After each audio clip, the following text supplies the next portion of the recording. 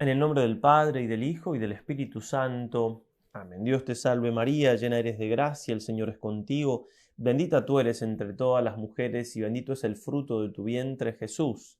Santa María, Madre de Dios, ruega por nosotros pecadores, ahora y en la hora de nuestra muerte. Amén. San Ignacio de Loyola, ruega por nosotros. En el nombre del Padre, y del Hijo, y del Espíritu Santo. Amén. El Señor le dijo al cieguito al cual había curado: mira, has recobrado la salud, no peques más, para que no te suceda algo peor. Juan 5:14. ¿Qué puede ser peor para el cieguito? De ser ciego, no veía durante tantos años. Que no peque porque le puede suceder algo peor. Porque realmente no hay nada peor que el pecado y las consecuencias que tiene. Después de meditar el principio y fundamento, de ver claro que hemos sido creados para Dios, el fin de las criaturas, la indiferencia, bien, nos invita San Ignacio ahora, en el número 45 del librito de los ejercicios, nos invita a meditar sobre los pecados. Es una meditación que él va a llamar de 3 pecados. Ya vamos a ver por qué. Son 3 pecados que nos hace contemplar, meditar para sacar provecho. Vivimos en un mundo, en una sociedad, donde el pecado en cuanto tal no existe. En los medios de comunicación, si uno lee un diario, 2, 3, ¿dónde se utiliza la palabra pecado? ¿Dónde está? Y si se utiliza la palabra pecado, no es como nosotros la entendemos. Así como se ha borrado a Dios de la sociedad, también se ha borrado el pecado. Pío XII, ya en el año 50 del siglo pasado, decía: el pecado de este siglo es haber perdido el sentido del pecado. Y San Juan Pablo II, en el año 94, luego de repetir esa frase de Pío XII, va a agregar lo siguiente: restablecer el sentido justo del pecado es la primera manera de afrontar la grave crisis espiritual que afecta al hombre de nuestro tiempo.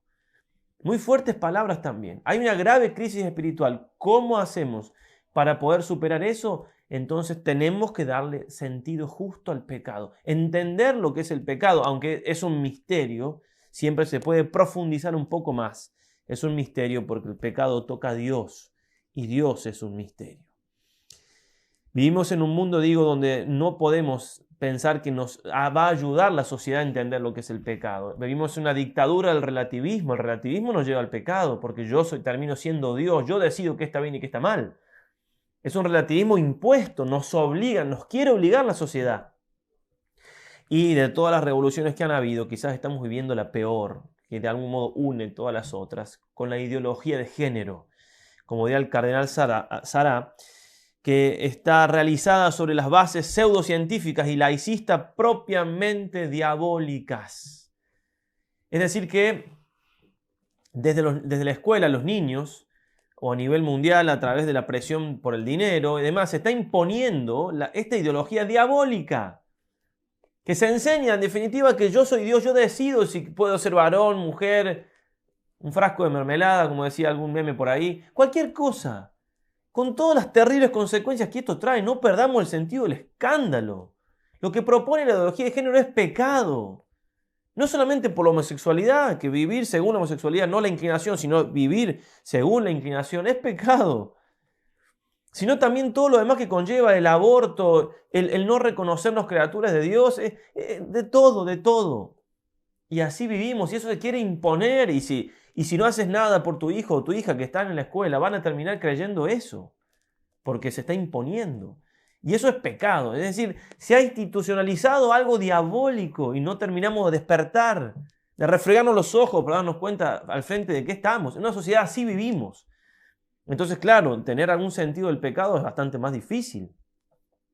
Y más cuando incluso nosotros, los ministros de la iglesia, sacerdotes, obispos, etc., a veces fallamos al decir la verdad sobre qué es pecado y qué no. Miren cómo lo decía muy claramente San Juan Pablo II, allá en el año 94, siempre citando la encíclica Reconciliatio y Penitencia. Siempre van a tener debajo de los videos el PDF para bajar con esto que estoy leyendo, por eso a veces no abundo en citas. Decía el Papa: la confusión creada en la conciencia de numerosos fieles por la divergencia de opiniones y enseñanzas en la teología, en la predicación, en la catequesis, en la dirección espiritual, sobre cuestiones graves y delicadas de la moral cristiana, termina por hacer disminuir hasta casi borrarlo el verdadero sentido del pecado.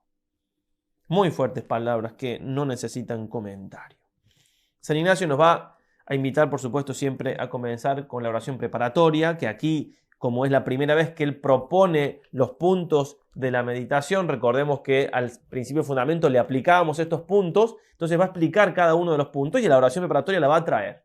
Nos ponemos en presencia de Dios y entonces leemos lo que está en el número 46. La oración preparatoria es pedir, dice el santo, gracia a Dios nuestro Señor, para que todas mis intenciones, acciones y operaciones sean puramente ordenadas en servicio y alabanza de su divina majestad. Estas u otras palabras para comenzar la oración, para que tenga mayor fruto, mayor provecho. Luego nos trae el santo la composición del lugar. El primer preámbulo, estamos en el número 47, es composición viendo el lugar. Aquí es de notar que en la contemplación o meditación visible, así como contemplar a Cristo nuestro Señor, el cual es visible, la composición será ver con la vista de la imaginación el lugar corpóreo donde se halla la cosa que quiero contemplar. Digo el lugar corpóreo así como un templo o un monte donde se halla Jesucristo, Nuestra Señora, según lo que quiero contemplar.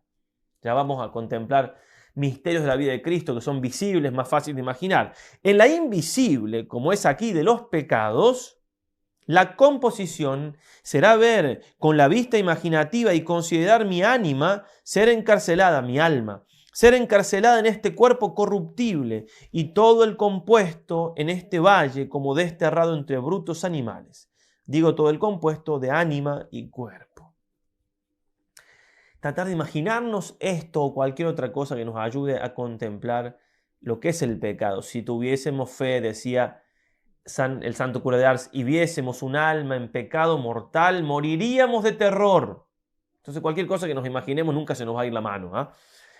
Sabiduría 9:15. Un cuerpo corruptible agobia el alma y esta tienda de tierra abruma el espíritu lleno de preocupaciones. Tienda de tierra abruma el espíritu. En el Salmo 22, profetizando la pasión del Señor, miren cómo habla en boca del Señor, puesto esto 700 años antes. Novillos sin cuentos me rodean, me acosan los toros de Basán, me amenazan abriendo sus fauces como el león que desgarra y ruge. Perros sin cuentos me rodean, una banda de malvados me acorrala, mis manos y mis pies vacilan. Todas figuras de animales, porque el hombre, cuando se deja llevar por las pasiones, se animaliza. Y a veces, como tenemos capacidad superior a los animales, podemos hacer cosas peores con los animales. Por eso, esa imagen tan plástica que pone la Escritura, o el mismo Señor que le dice a los apóstoles, mirad que os envío como ovejas en medio de lobos. O San Pedro, que una y otra vez conjuraba a los primeros conversos, ahí en Hechos 2:40, poneos a salvo de esta generación perversa. Hay pecado, se puede ver el pecado, a veces no lo vemos con esos ojos, con los ojos de que son pecados realmente, y por eso no nos duelen, o no nos aterrorizan, o no nos asustamos, o no tenemos respeto de Dios.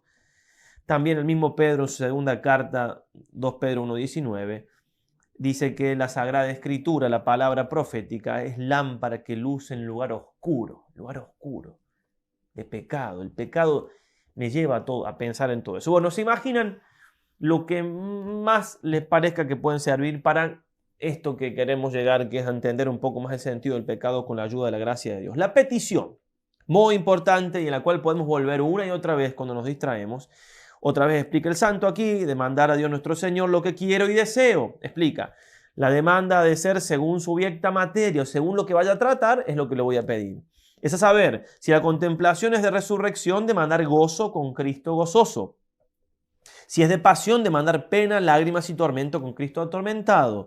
Aquí será demandar vergüenza y confusión de mí mismo, viendo cuántos han sido dañados por un solo pecado mortal y cuántas veces yo merecería ser condenado para siempre por mis tantos pecados.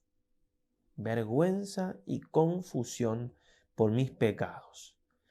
Primero, reconocer que somos pecadores, eso es lo que estamos pidiendo, que tengo pecado, porque no hay hombre sobre la tierra, dice el Eclesiastés 7:21, justo que porque no hay sobre la tierra hombre justo que obre bien y no peque nunca.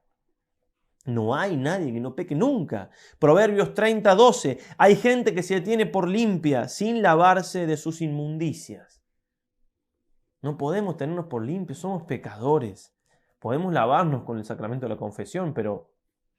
Entonces dice Ezequiel 16:61, te acordarás de tus caminos y te avergonzarás. Vergüenza por el pecado cometido y confusión. ¿Por qué? Porque Dios me tiene paciencia, me perdona, me ama. Por supuesto, esto no quita para nada la misericordia de Dios. Por eso leemos una meditación de San Rafael Arnaiz, quien dirá, ¿cuántas veces me pongo delante de ti? ¿Cuántas veces me pongo delante de ti, oh Señor? Mis primeros sentimientos son de vergüenza. Señor, tú sabes por qué, pero después, oh Dios, qué buenos sois. Después de verme a mí, os veo a vos, y entonces al contemplar vuestra misericordia, que no me rechaza, mi alma se consuela y es feliz. Ahí está el equilibrio perfecto. Pero la vergüenza y la confusión es muy buena. Como aquello de San Pedro, Lucas 5:20. Apártate de mí que soy un pecador, al ver a Cristo hacer la pesca milagrosa. Ante Dios, ante la grandeza de Dios, bueno, reconozco mi pecado y me avergüenza. Nos trae San Ignacio entonces 3 escenas, 3 pecados. Los ángeles, Adán y Eva, y el pecado de un hombre particular, un hombre cualquiera, que por un solo pecado mortal o por muchos menos de lo que yo he cometido, no se salva. Lo que intenta el santo es que veamos la realidad del pecado, que lo veamos desde el punto de vista de la fe, y lo terrible de las consecuencias. Y haciendo la aplicación a mí mismo, ver cuánta misericordia me ha tenido y me tiene el Señor. Eso es lo que busca el santo en esta meditación de 3 pecados. Vamos entonces al pecado de los ángeles. Estamos en el número 50.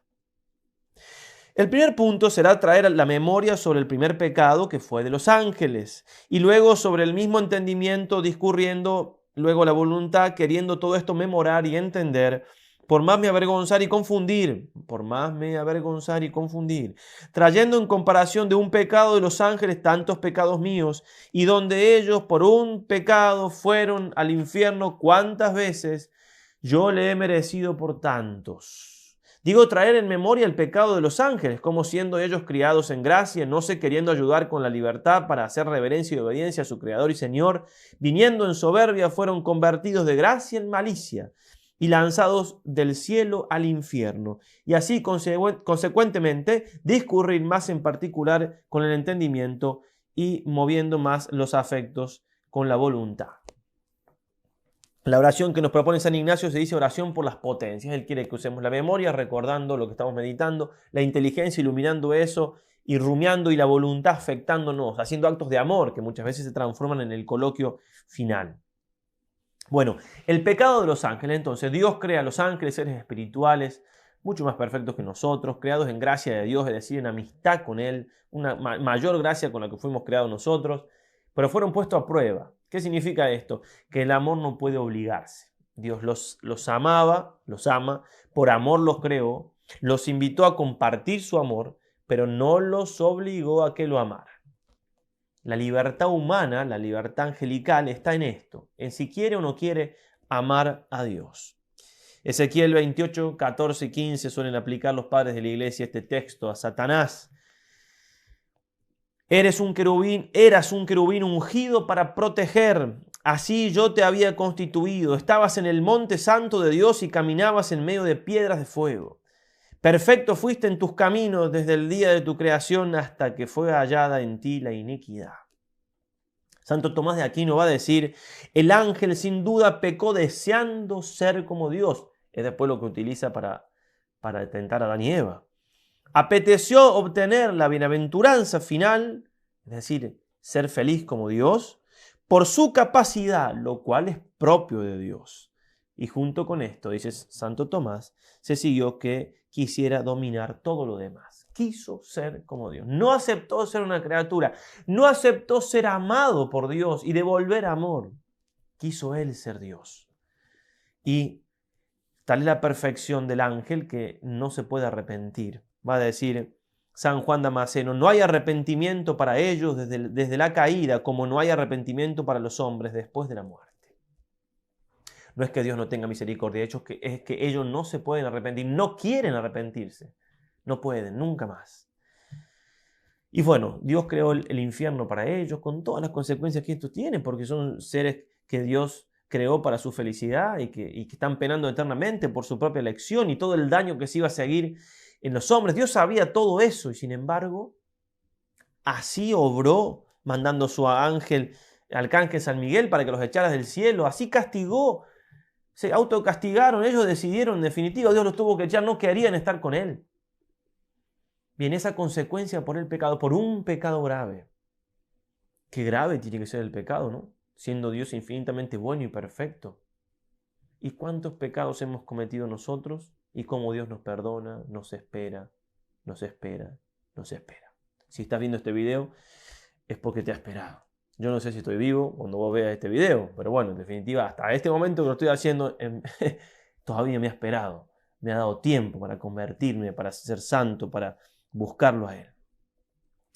Vamos al pecado de Adán y Eva. El segundo, dice San Ignacio, 3 pecados, los ángeles, Adán y Eva. El segundo, hacer otro tanto, es a saber, traer las 3 potencias sobre el pecado de Adán y Eva, trayendo a la memoria cómo por tal pecado hicieron tanto tiempo penitencia y cuánta corrupción vino en el género humano, andando tantas gentes para el infierno.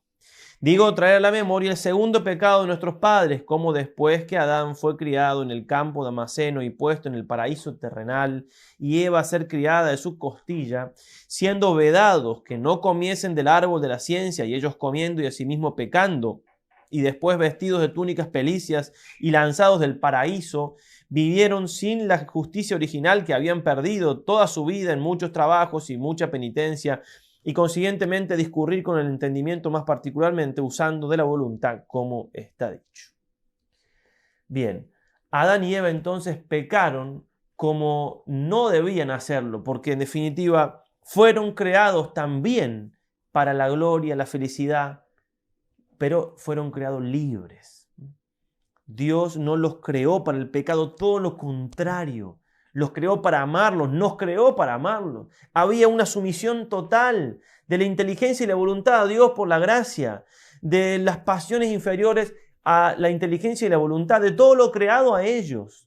Todo se rompió porque ellos decidieron no amar a Dios, decidieron no respetar simplemente que ellos eran criaturas, decidieron aceptar la tentación del demonio. Génesis 3:7, luego se les abrieron a entrambos los ojos, y como echasen de ver que estaban desnudos, se taparon. Bueno, no se le abrieron los ojos para conocer algo nuevo, para tener más sabiduría, no. Empezó a existir la concupiscencia, la rebelión de las pasiones, empezaron a ver el mundo con los ojos que Dios no quería que lo vieran, empezaron a ver el mundo con los ojos del pecado. Realmente no hay que imaginar mucho las consecuencias del pecado original, las vemos en nosotros. La lucha que tenemos por la santidad, la lucha para entendernos unos con otros, nosotros mismos que no nos entendemos, las pasiones que nos traicionan, el mal que hay en el mundo. Todo el mal que hay en el mundo es consecuencia del pecado original. Es el hombre que quedó así caído, así herido. Pascal va a decir, el pecado original es un misterio, pero si no aceptamos ese misterio, el hombre se transforma en un misterio mayor aún. ¿Cómo se entiende el hombre si no hay un pecado original? De hecho, distintas culturas han recreado leyendas, historias, ¿para qué? Para hablar de alguna caída, digamos, algún mito, algo, porque la razón tiende a buscar una causa de las consecuencias. Luego del pecado original va a decir el Concilio de Arauz, no tenemos de propio de nosotros mismos más que la mentira y el pecado. Qué heridos que quedamos. Qué heridos que quedamos. San Juan de Ávila, doctor de la Iglesia, hablando de esto que se llama fomes peccati, inclinación al pecado. El bautismo nos borra el pecado original, pero no la inclinación al pecado, que Dios la deja para la lucha, para alcanzar nosotros la santidad y tener algún mérito en ello. Va a decir así el santo, y mirad como una piedra con el peso que tiene es inclinada a ir hacia abajo, así por la corrupción del pecado original que tenemos una vivísima inclinación a las cosas de nuestra carne y de nuestra honra y de nuestro provecho, haciendo ídolo de nosotros y obrando nuestras obras no por amor verdadero de Dios, sino por el nuestro. ¿Sí? también el alma quedó inficionada al pecado original. No solamente la carne que se revela, también el alma, el amor propio es espiritual. Estamos vivísimos a las cosas terrenales y que nos tocan, o sea, nos toca a nosotros, que tiene que ver con nuestro amor propio, y muertos para el gusto de las cosas de Dios. Manda en nosotros lo que había de obedecer y obedece lo que había de mandar. Y estamos tan miserables que debajo de cuerpo humano y derecho traemos escondidos apetitos de bestias y corazones encorvados hacia la tierra. ¿Qué os diré? Sino que en cuantas cosas faltas, o sea, en cuantas cosas defectuosas y feas y secas y desordenadas viéredes, en tantas miréis y conozcáis la corrupción y desorden que el hombre que está sin Espíritu de Dios tiene en sus sentidos y obras. Y ninguna de estas cosas veáis, que luego no entréis en vos misma, le dice al alma, a considerar que aquello sois vos de vuestra parte, si Dios no os hubiera dado salud. Santa Teresa de Ávila se asombra no de los pecados que comete una persona que no está en gracia, sino de los pecados que no comete. Es decir, que si fuera por no estar en gracia de Dios y estar a las expensas de nuestras pasiones y del demonio, tendríamos que, cuando no estamos en gracia, caer en pecados mayores. Bien, meditar entonces esto, ver un solo pecado de Adán y Eva, uno solo, todas las consecuencias que trajo en la humanidad entera, en ellos, ¿cuánto habrán sufrido ellos también? Ellos vieron el antes y el después, habrá sido terrible. Ver a Abel muerto por Caín, ¿cuánto habrán sufrido por un solo? ¿Y cuántos nosotros cometemos? Y Dios nos espera, nos ama. Tercer pecado, dice San Ignacio, de un hombre que peca una sola vez o menos veces que nosotros y se condena. El tercero, asimismo, número 52, ¿sí? Hacer otro tanto sobre el tercer pecado particular de cada uno, que por un pecado mortal he sido al infierno, y otros muchos, sin cuento, por menos pecados que yo he hecho. Digo, hacer otro tanto sobre el tercer pecado particular, trayendo a la memoria la gravedad y malicia del pecado contra su Creador y Señor, discurrir con el entendimiento cómo en el pecar y hacer contra la bondad infinita justamente ha sido condenado para siempre, y acabar con la voluntad como está dicho. Un pecado grave puede hacernos perder el cielo, porque un pecado grave es decirle que no a Dios. Dice la Escritura, Santiago 2:10, porque quien observa toda la ley, pero falta en un solo precepto, se hace reo de todos. Un homicida que mata a una persona, valga la redundancia, puede ser muy bueno en su trabajo, todo bien, pero mató a una persona, tiene que ir a la cárcel por una cosa que hizo mal, grave. Y si nos parece esto muy exagerado, el infierno, ¿por qué? Es que no tenemos el sentido del pecado. Además que nos puede parecer exagerado el infierno y no exagerado el cielo. O sea, que me den la felicidad eterna, que no tengo idea de cuán hermosa es, no me parece exagerado. Y lo otro sí. Dice el Catecismo de la Iglesia, número 1033, salvo que elijamos libremente amarle, no podemos estar unidos con Dios. Pero no podemos amar a Dios si pecamos gravemente contra Él, contra nuestro prójimo o contra nosotros mismos. Y 1035, la enseñanza de la Iglesia afirma la existencia del infierno y su eternidad. Lo dice el Señor claramente muchas veces en el Evangelio. Las almas de los que mueren en estado de pecado mortal descienden a los infiernos inmediatamente después de la muerte y allí sufren las penas del infierno, el fuego eterno.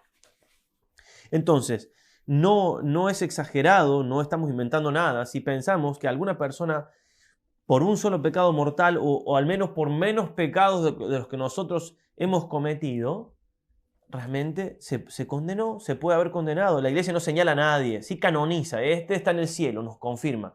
No va a decir este se condenó, pero sí sabemos que hay condenados, ¿sí? Irán al fuego eterno, dice el Señor. Incluso a veces conocemos vidas de personas que a lo mejor pensamos que no murieron bien por lo que podemos ver. Después la misericordia de Dios, obviamente por lo que uno ve afuera, puede tomar en ese sentido noticia y aprender. Como aquel que se levantó de la tumba 3 veces cuando, en tiempos de Bruno, que después fue San Bruno, ¿no? Y dijo, no, estoy siendo juzgado, estoy ante el trono de Dios. Se fueron todos, se asustaron, volvieron a otro día a rezar, se levantó de nuevo y dijo, estoy siendo juzgado, sentenciado. Otra vez se fueron todos, el tercer día se levantó de nuevo y no recen más por mí, he sido condenado. Semejante encuentro con esta verdad, además que parecía que había sido un hombre bueno. Bueno, Dios sabrá obviamente que si se condenó no habrá sido nombre. Bueno, San Bruno con eso recibió la gracia fundacional de los cartujos, la orden más estricta que existe en la iglesia desde el siglo XII. Encontrarnos con esa posibilidad de alguien que se haya condenado, incluso a veces hasta nos puede servir ver las consecuencias de los pecados que han tenido otras personas que han pecado menos que nosotros en la vida, incluso los pecados, las consecuencias aquí en la tierra. Bueno, y siempre sacar en el razonamiento, sacar como fruto la misericordia de Dios, el amor de Dios para con nosotros. Terminar con un coloquio que San Ignacio nos va a explicar aquí, que se hace propiamente hablando, como un amigo habla con otro, un siervo a su señor, cuando pidiendo alguna gracia, cuando culpándome por algún mal hecho, cuando comunicando sus cosas y queriendo consejo en ellas y decir un Padre Nuestro. Está en el número 54. En el 53 nos dice el coloquio que tenemos que hacer ahora, esto que decía era para todos los coloquios. Imaginando a Cristo nuestro Señor delante y puesto en cruz, hacer un coloquio como de creadores venido a hacerse hombre y de vida eterna, muerte temporal, y así a morir por mis pecados. Otro tanto mirando a mí mismo lo que he hecho por Cristo, lo que hago por Cristo, lo que debo hacer por Cristo, y así viéndole tal y así colgado en cruz, discurrir por lo que se ofreciere. Ver a Cristo en cruz, se hizo hombre por mí, para salvarme a mí, para salvarme de mis pecados, murió por mí.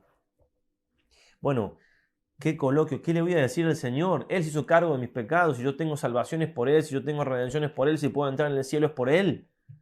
Él ocupó mi lugar, el lugar que yo debería ocupar, yo soy el que lo clavé en la cruz, son mis pecados. Hacerme cargo de la situación y hacerme cargo entonces de la misericordia de Dios. ¿Cómo me hago cargo de la misericordia de Dios? ¿Qué he hecho por Cristo? ¿Qué hago por Cristo? ¿Qué he de hacer por Cristo? Ante tanto amor del Señor, ¿qué voy a hacer para responderle? Y si me quedaba alguna duda pensando en el infierno, si será, si no será, ¿por qué? Un Dios que se hace hombre y muere por nosotros me muestra que el pecado no es un juego. El pecado no es un juego. Por eso Dios se hizo hombre, por eso murió en la cruz, para mostrarme lo más plásticamente que se pueda lo que es el pecado, lo grave que es, lo que vale redimirlo, vale la sangre de un Dios. María Santísima fue la única criatura que nunca pecó. Y justamente por no haber pecado, es la que más entiende del pecado. Entonces, a ella, que además de esto, por ver a Cristo en la cruz, sufriendo por nosotros, por nuestros pecados, mucho más entendió todavía esta realidad y viendo también que por esa redención ella nunca pecó. Ella que entiende tanto, a ella le suplicamos como madre que nos ayude a profundizar en este misterio. Repito, no es tan lindo a veces pensar en el pecado, cuesta un poco, pero los frutos son enormes. La conversión, va a decir San Juan Pablo II, exige la convicción del pecado. Mientras yo más me hundo en el barro del pecado de esta manera que estamos haciendo, más puedo salir a flote por la misericordia de Dios. Si no quiero ver el pecado, le esquivo, será muy difícil entonces que me convierta. Le vamos a pedir esa gracia a María, le vamos a pedir esa gracia a San Ignacio, que podamos animarnos a enfrentar estas materias un poco más difíciles en esta primera semana para alcanzar todos los frutos que el Señor tiene preparado para nosotros. Ave María Purísima, sin pecado concebida.